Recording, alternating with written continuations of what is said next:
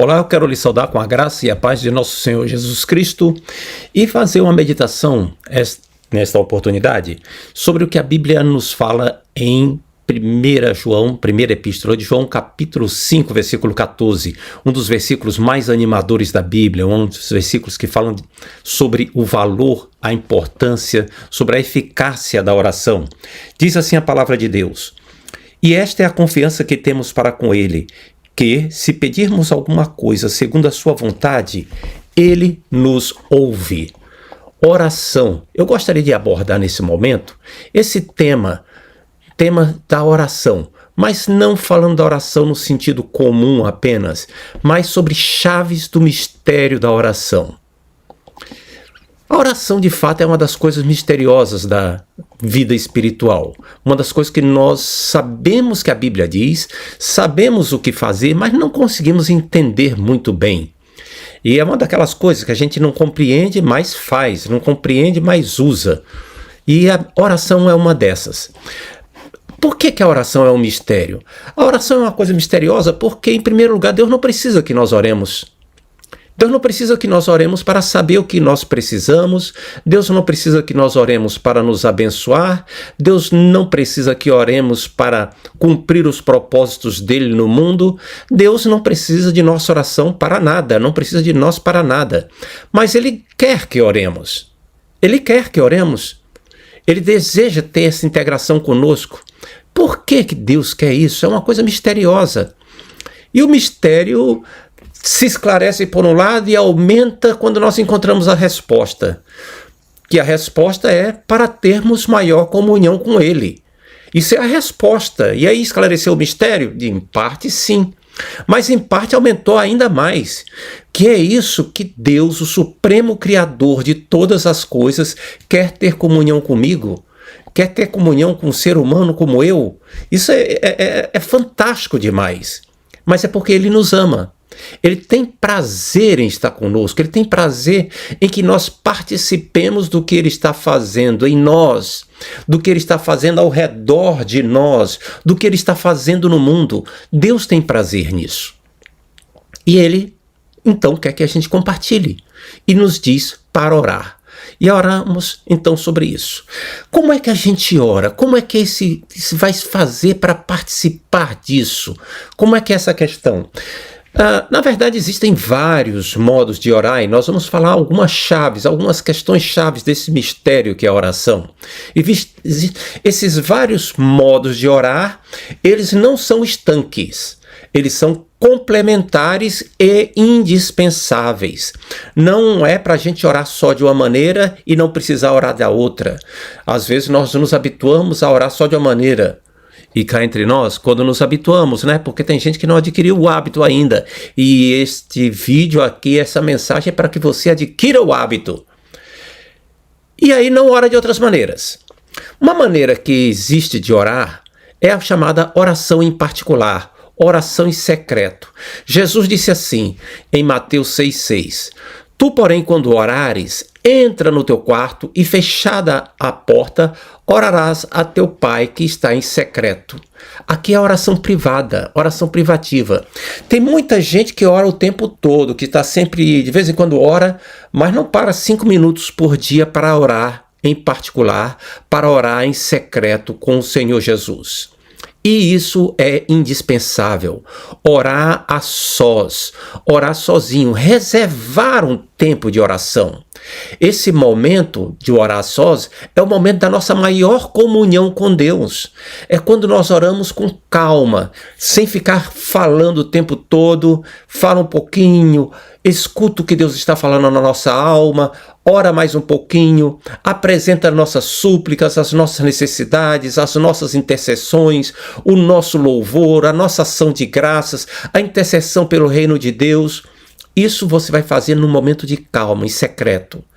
Daniel 6 diz que Daniel entrou em sua casa e foi para a parte de cima e no seu quarto, 3 vezes por dia ele orava, como costumava fazer.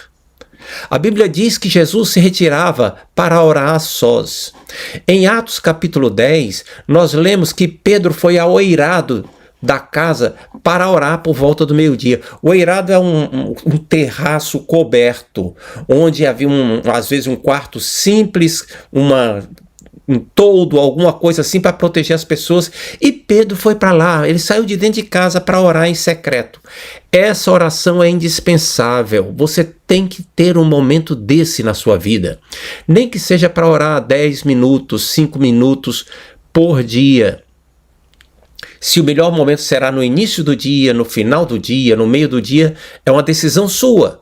Eu conheço os crentes que, devido à vida corrida que têm, eles acabam tendo que se refugiar em locais do trabalho que não vai muita gente, e durante alguns minutos ficam lá trancados, seja no almoxarifado, num depósito, às vezes até no banheiro, para que ali tenha alguns minutos a sós com Deus diariamente.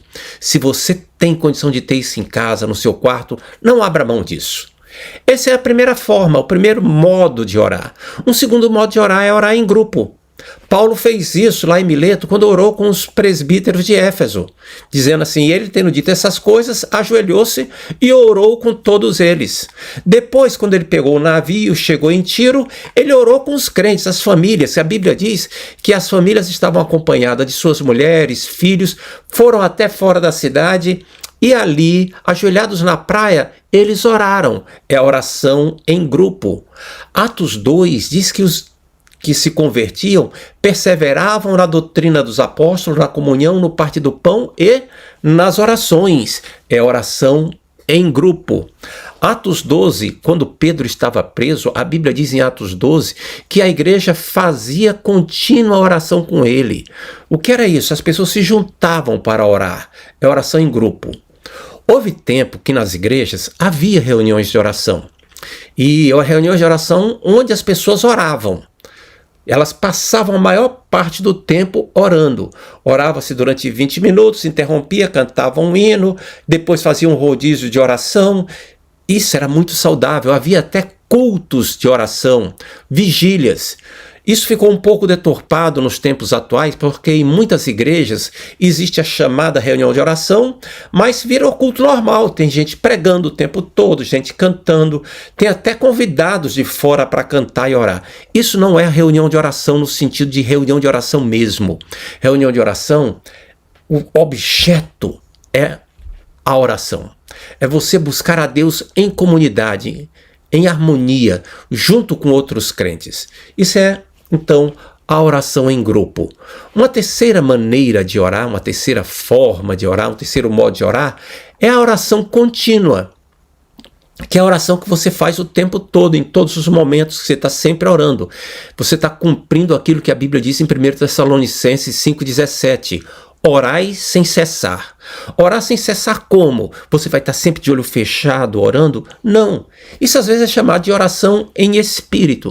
Você está em pensamento sempre orando. Você está dirigindo e olha para o trânsito e tal, aí de vez em quando faz uma intercessão, lembra de alguma questão da família, olha uma cena e louva a Deus por aquela cena, agradece a Deus por alguma questão. Você está o tempo inteiro na presença de Deus. Isso é a oração contínua, é orar sem cessar. É o que a Bíblia fala em Colossenses 4, perseverai na oração, você está sempre orando. O Eugene Peterson, um pastor muito conceituado, que faleceu algum tempo atrás, deixou muitos ensinamentos preciosos sobre a vida com Deus. E ele tem uma frase interessante. Ele diz assim, a oração é um modo de vida. Não é um assunto a ser estudado, não é uma técnica a ser aprendida, é uma vida de resposta a Deus. Não aprendemos sobre a oração, mas aprendemos a orar. Mas se nós não aprendemos sobre a oração, por que eu estou ensinando aqui? Eu estou lhe dando um incentivo, mas você vai aprender mesmo quando você for orar. Eu estou dando algumas dicas, algumas chaves, mas a oração é um hábito a ser desenvolvido. É como a gente diz, é um modo de vida, é uma coisa contínua no seu viver. Essas são, então, algumas das formas que nós oramos. A oração em particular, são modos, não é? A oração em grupo e a oração contínua. E agora eu quero falar sobre outro aspecto, falar sobre formas como nós podemos orar. Eu falei modos, agora eu vou falar de formas, mas esses termos são intercambiáveis. Não é uma questão que tenha que ter uma mesma nomenclatura. E deixa eu desligar aqui, não, já está desligado, não é? Muito bem. É que às vezes o celular fica entrando quando a gente está ministrando e tem que interromper isso. Como é que são as formas como nós podemos orar? E eu vou falar algumas formas, lembrando também que elas são complementares e indispensáveis. Você ora de uma forma e ora de outra de acordo com a ocasião. Não é para orar sempre de uma maneira e não precisa orar daquela outra. Por exemplo, nós podemos orar em voz alta. Orar em voz alta. Mesmo sozinho, podemos orar em voz alta. Isso ajuda a pessoa a se concentrar. Claro que eu não estou me referindo aqui à voz alta com volume muito alto de voz. A voz alta é audível o suficiente para você escutar. Qual é a vantagem disso? Principalmente para quem tem pouco hábito de orar. É que você orando em voz alta lhe ajuda a se concentrar na oração. Lhe ajuda a não desviar, porque a oração às vezes é complicado, é trabalhoso, às vezes o pensamento distrai. E você orando em voz alta ajuda a você a se concentrar. Se você estiver orando em voz alta na companhia de outras pessoas, como na igreja, num culto doméstico, antes de uma refeição, numa viagem que vai fazer, em algum momento assim, aí o volume realmente tem que ser alto o suficiente para que as pessoas escutem e as palavras têm que ser claras para que elas possam dizer amém. As pessoas têm que entender o que você está dizendo para dizer o amém. É isso que a Bíblia ensina, para que possa dizer assim seja, porque senão quem vai se arriscar a dizer amém, assim seja, se não sabe o que você está orando? A Bíblia diz que isso não é recomendável. Então temos que orar com clareza, em alguns momentos a orar em voz alta. Mas às vezes a gente não precisa orar em voz alta, nem sempre oramos em voz alta. Uma outra forma, um outro modo de orar é você orar murmurando, como fez a mãe de Samuel. Aquelas palavras que não são completamente pronunciadas, são palavras que saem dos seus lábios aos pouquinhos, o seu pensamento está enunciando e você articula as palavras pela metade ou um pouquinho delas, ou baixinho, apenas para lhe ajudar a se concentrar ou como uma expressão do que está dentro do seu coração. Isso é um murmúrio. Foi assim que Ana, mãe de Samuel, fez quando estava orando, pedindo para que Deus lhe concedesse um filho. Uma outra forma de orar, uma outra maneira de orar, é orar com o pensamento, orar completamente em silêncio. Às vezes não é conveniente você orar nem em voz alta, nem sequer murmurando, porque o momento não é. Por exemplo, quando você está num restaurante e vai dar graças a Deus pelo alimento, ali você baixa a cabeça e faz uma oração silenciosa, em pensamento. Às vezes é alguma situação que você está enfrentando e você precisa fazer uma oração rápida. Aconteceu com Neemias, que era copeiro do rei. Neemias tinha recebido mensagens de Jerusalém, o seu irmão chegou de Jerusalém, ele quis saber sobre o estado da cidade e uma palavra o irmão disse, catastrófico. Só isso, catastrófico. O que ele falou tudo pode ser resumido nessa palavra. Neemias ficou triste e começou a orar e jejuar sobre aquele assunto e passou 4 meses orando. Aqui então nós percebemos que ele orava a sós. Ele orava e jejuava a sós. Quando foi um dia ele estava na presença do rei, o rei percebeu que ele estava triste. Na hora que ele estava servindo o vinho ao rei, e ele era o copeiro, cabia a ele pegar aquela taça de vinho, beber um pouco para mostrar se estava envenenado ou não, depois de algum tempo oferecer ao rei. Ele não podia aparentar estar doente, porque senão dava a impressão que o vinho estava contaminado. Então ele bebeu o vinho e com a cara triste ele passou para o rei. O rei olhou para ele e disse, o que está acontecendo com você? Isso é amargura de coração. Se você não está doente, não está passando mal, o que está acontecendo? O que é que eu posso fazer por você? Aí Neemias disse assim: então orei ao Senhor. Naquele momento, Neemias fez uma oração rápida, uma oração relâmpago, mandou um telegrama para o céu. Você sabe o que é telegrama, né? Eu acho que você conhece o WhatsApp, conhece a comunicação instantânea de hoje em dia, mas é capaz de entender a linguagem quando nós falamos um telegrama. E Neemias mandou um telegrama para o céu: Senhor, que eu vou responder para o rei, me orienta, me dá sabedoria aqui. Ele fez isso em silêncio. O rei não ouviu as palavras dele, mas Deus ouviu, porque Deus escuta a oração que nós fazemos em pensamento. E só Deus escuta. O diabo não é capaz de saber o que nós oramos em nossa mente. Ele pode até intuir, às vezes, uma dedução. Ele está orando tanto, ele recebeu uma notícia, mas isso é coisa do diabo. O diabo não tem nada a ver conosco. Nossa vida está escondida com Cristo em Deus. E Deus escuta o clamor do nosso coração. Ele conhece o nosso pensamento, a nossa oração, antes que haja uma só palavra na nossa boca. Então essa é uma outra maneira de orar. Orar em silêncio, orar com pensamento. Uma quarta maneira de orar é com gemidos. O que a Bíblia fala de gemidos inexprimíveis. Às vezes, a questão que nos aflige, a oração, a dor no nosso coração, a angústia, a necessidade é tão grande que nós não conseguimos articular palavras apropriadas e apenas gememos. Esses gemidos são nossa expressão do coração, mas o Espírito de Deus que está dentro de nós se comunica consigo próprio, o Espírito de Deus que está em Deus e sabe qual é a intenção de Deus acerca daquela oração, acerca do que nós estamos orando. Então nós podemos gemer na presença do Senhor, simplesmente gemer: Senhor, ó Deus, e coloca em expressões de dor.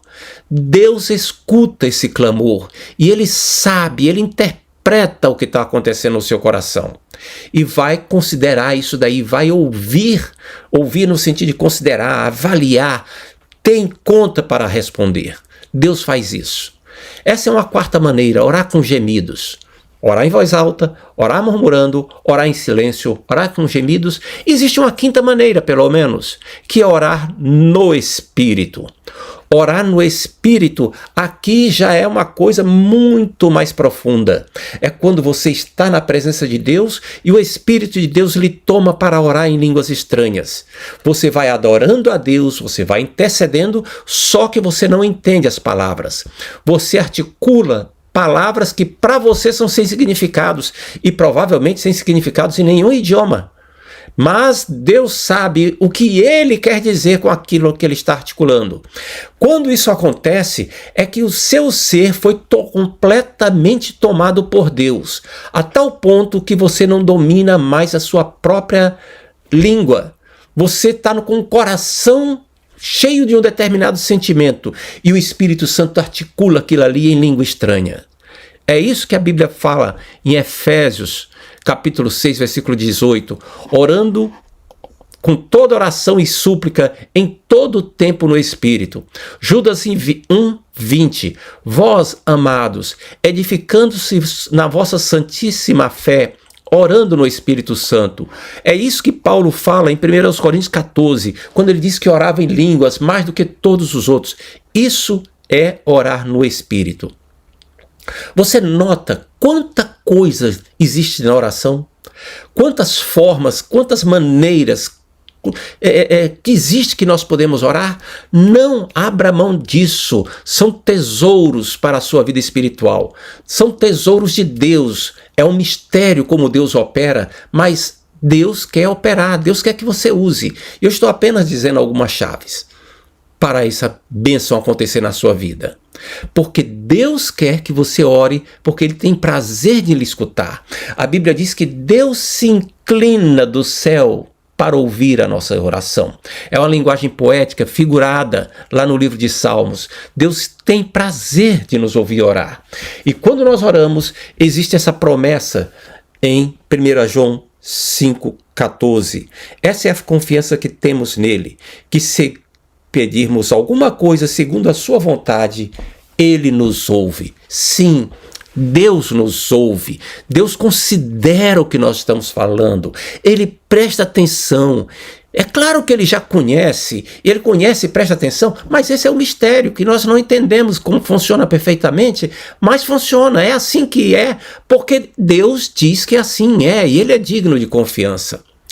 Tem pessoas que acham que Deus não tem tempo para ouvir nossas orações. E que Deus não presta atenção. Lembrei agora de uma história que um escritor chamado Con Campbell conta sobre o presidente Franklin Delano Roosevelt, que foi presidente dos Estados Unidos durante a Segunda Guerra, um dos presidentes mais importantes da história americana, o Frank Roosevelt. Como todo presidente, ele tinha momentos que ele concedia audiências.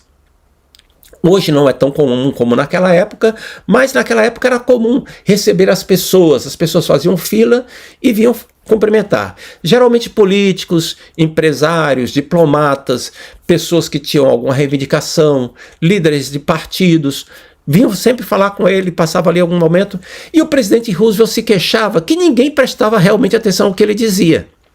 As pessoas vinham com uma coisa na cabeça, falavam com ele, ele respondia, e as pessoas não consideravam realmente o que ele dizia. Um dia ele resolveu tirar a prova disso daí, resolveu fazer uma brincadeira, não é bem o termo, mas ele resolveu passar limpo isso daí, se as pessoas prestavam atenção no que ele dizia. E num dia, enquanto a fila vinha chegando, para cada pessoa que chegava e cumprimentava, ele dizia ao pé do ouvido dessa pessoa: eu assassinei a minha avó nesta manhã. E as pessoas geralmente diziam para ele: oh, maravilhoso, senhor presidente, continue o bom trabalho, Deus o abençoe, senhor. Ou seja, a pessoa não tinha escutado nada do que ele tinha falado. Ele continuava e falava, chegou a pessoa e ele falava aquilo. E o tempo foi passando e ele repetindo isso. Até que chegou perto do final da fila, estava sendo recebido o embaixador da Bolívia e ele repetiu isso. Hoje de manhã cedo eu assassinei a minha avó. E o embaixador da Bolívia tirou o rosto de perto do presidente, olhou para ele e murmurou: eu tenho certeza que ela mereceu, senhor presidente. E aí ele deu uma gargalhada.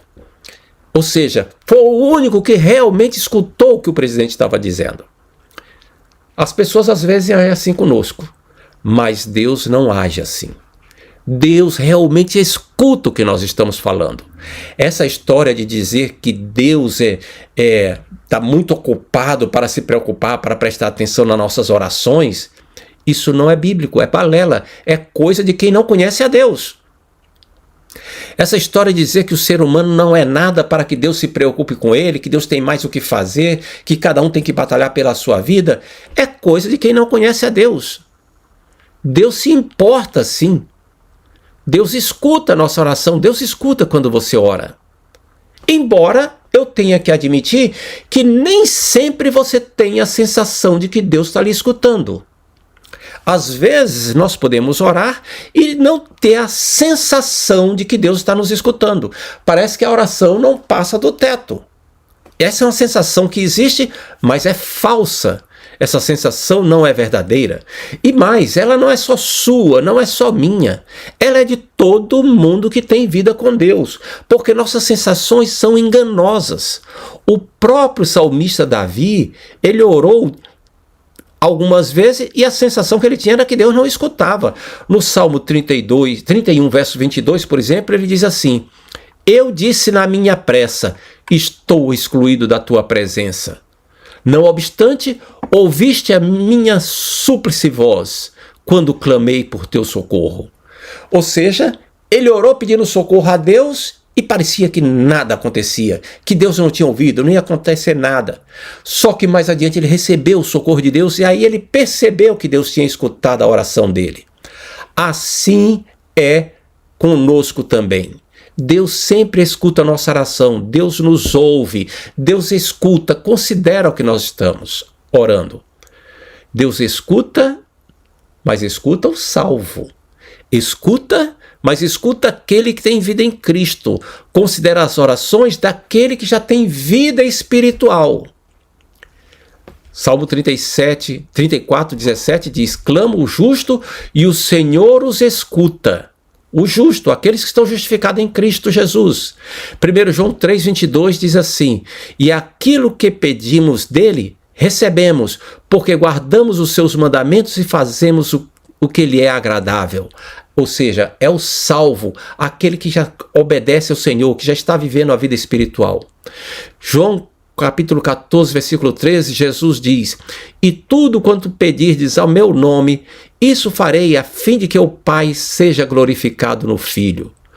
Ou seja, quem tem vínculo com ele, a ponto de poder usar o nome dele, usar o nome de Jesus aqui, é agir como representante de Jesus. Não é tomar a oração como se fosse um cheque em branco que tem a assinatura lá, Jesus, e você vai descontar para receber o que quiser. Não, é você orar como Jesus oraria, é você clamar como Jesus clamaria, e para isso é preciso ter comunhão com ele. João 15, verso 7, diz assim: se permanecerdes em mim e as minhas palavras permanecerem em vós, pedireis o que quiserdes e vos será feito. Ou seja, é para quem está em Cristo. Mas ficou claro aqui uma condicionante. No versículo que eu li, diz: se pedirmos alguma coisa segundo a sua vontade. E quando Jesus está falando aqui o tempo todo, ele fala da vontade de Deus. É aquilo que recebemos porque guardamos seus mandamentos, para que o Pai seja glorificado no Filho, se permanecerdes em mim, se as minhas palavras estiverem em vós. Ou seja, é necessário que a nossa oração esteja em consonância com a vontade de Deus. A vontade de Deus é soberana. Ela é baseada na sua sabedoria, no seu amor, na sua justiça, e não em nossos desejos.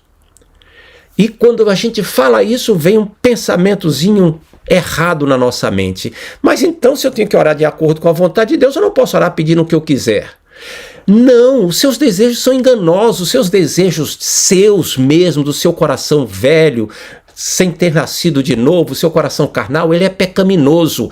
Ele deseja coisas más, coisas que são ruins para você e ruins para outras pessoas, coisas que não agradam a Deus. E aí Deus não tem compromisso com essas coisas. Deus não tem compromisso com aquilo que é apenas para meu agrado. Tiago fala até muito bem sobre isso. Ele diz assim: vocês pedem e não recebem porque pedem mal, para esbanjar em vossos prazeres. É como se o crente estivesse orando: Senhor, eu quero ganhar na loteria. Senhor, eu quero que o meu patrão pague o meu salário sem que eu vá trabalhar. Senhor, eu quero que faça bom tempo hoje porque eu estou a fim de fazer um piquenique. Senhor, eu quero que chova hoje porque eu não estou a fim de molhar a grama. E fica orando assim coisas apenas pela sua própria conveniência, sem estar inteirado acerca da vontade de Deus. Mas então será que é pecado eu orar para que faça bom tempo para eu fazer um piquenique? Não, não é pecado.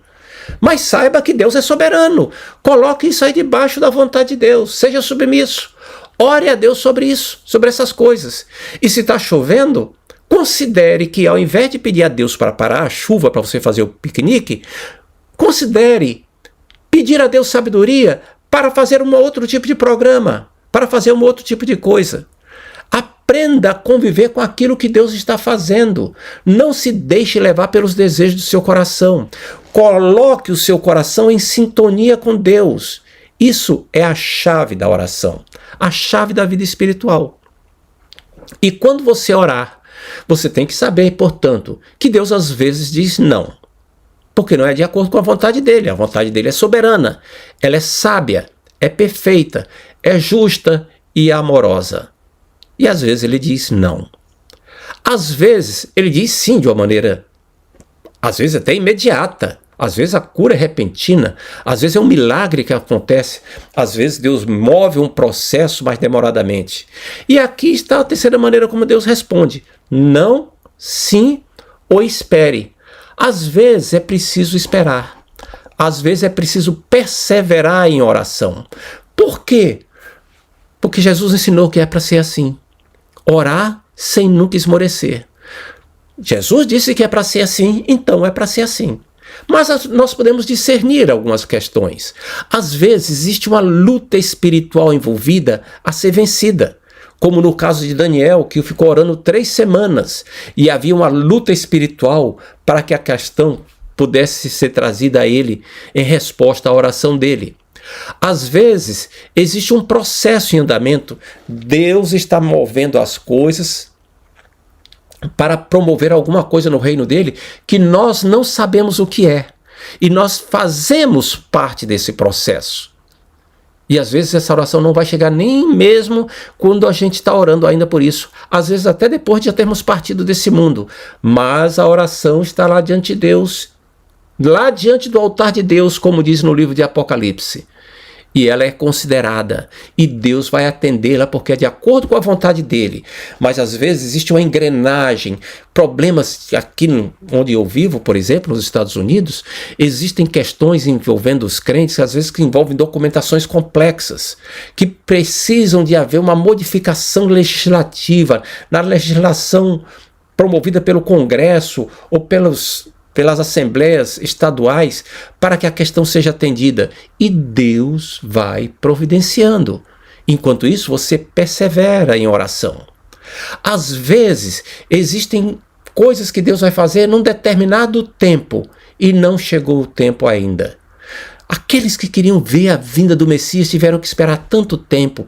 Passaram, às vezes, séculos, mas o Messias veio na plenitude dos tempos. E enquanto a resposta não chega, persevere em oração. Persevere. Enquanto a oração não é atendida, persevere pedindo graça a Deus para que você tenha graça e forças na sua vida para seguir adiante. Apenas não abra mão de orar. Não abra mão dessa bênção tremenda, de usar essas chaves para essa questão tão maravilhosa e misteriosa, ao mesmo tempo sublime e poderosa, que é a oração. Deus lhe abençoe abundantemente.